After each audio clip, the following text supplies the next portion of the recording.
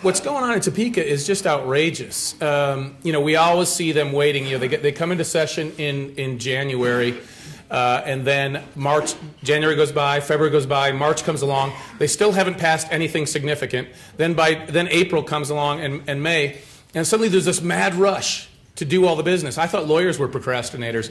Man, try politicians. And then there's this mad rush to throw everything together, and they end up producing some complete garbage and putting it on the governor's desk. And that's exactly what happens year after year. And then the politicians, the legislators say, oh, we don't have time. We got to go home. We got to go back to our jobs.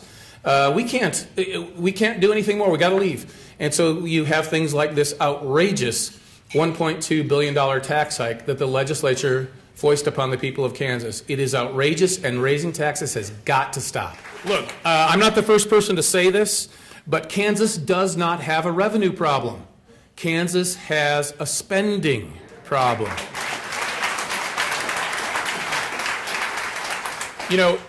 Even before this obscene tax increase, Kansas was already taking in a record amount of revenue and was spending a record amount. The story that you're hearing in the media is that that the well was drying up. There was no money coming in. The money was trickling down. The incoming revenue was slowing down. That is false. We took in more money last year than we've ever taken in before. What was happening, and this is where the story was twisted by the fake news media, is there were projections. Oh, we think X number of dollars are going to come in next month, and the projection was the actual intake was less than the projection. But we're still taking in a record amount of money.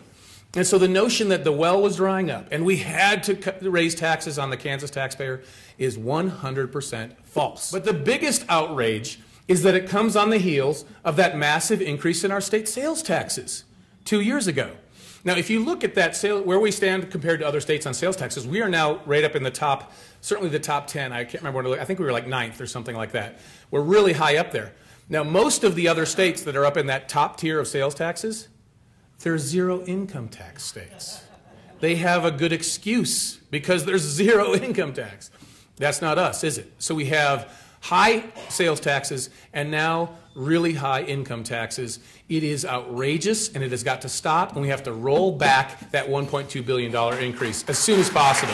Kansas is the sanctuary state of the Midwest. What do I mean when I say that? Kansas is the only state in the 5-state area that has done nothing to discourage illegal immigration. Colorado, a purple state, has done a lot more than we have to put into place laws that discourage illegal immigration. Missouri and Oklahoma, they're rock stars when it comes to illegal immigration. They have statutes on the books that deny public benefits to illegal aliens, try to keep illegal aliens out of employment, do all kinds of things, encourage cooperation between their highway patrol and ICE, all kinds of things. We have none of that on our books in Kansas. And the other thing we do, in addition to not discouraging illegal immigration, is we encourage illegal immigration in Kansas. We are the only state in the 5-state area that gives in-state tuition rates to illegal aliens. It's outrageous, and it has to stop. So get this. You're a kid who's growing up in Missouri. You cross the state line, you decide you want to go to K-State or KU. You are going to pay 3 times as much in tuition as an illegal alien who has been breaking our laws. It has no right to work in Kansas. There's no benefit to us as Kansans from giving that person a subsidized education. Why in the world would we do that? Why would we treat our fellow U.S. citizens who happen to be from a neighboring state worse than an illegal alien? U.S. citizens lose their jobs to the illegal alien who's taking it. There's a cost in terms of wages.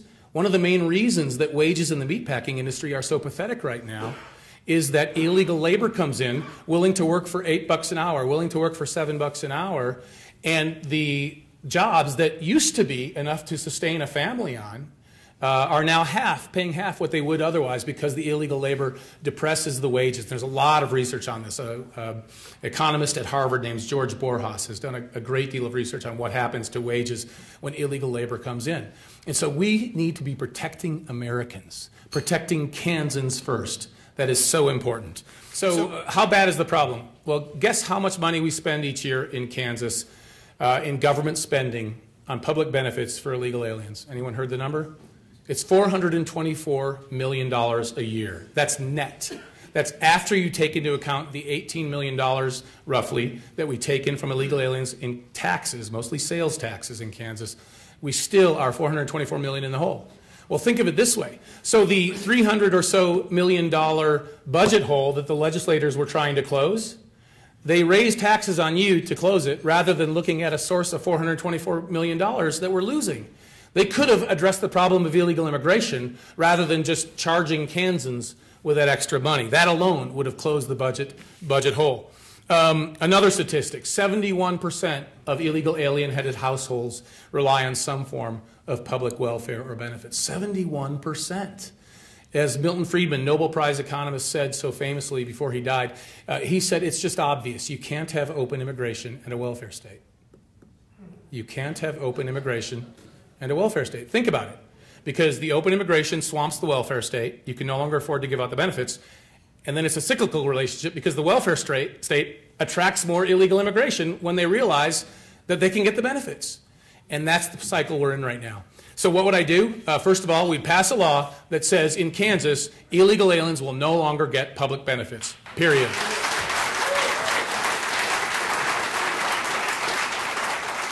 Second, we pass a law repealing in-state tuition for illegal aliens. Third, we end sanctuary cities and counties in the state of Kansas. No state funding if those counties want to take that policy.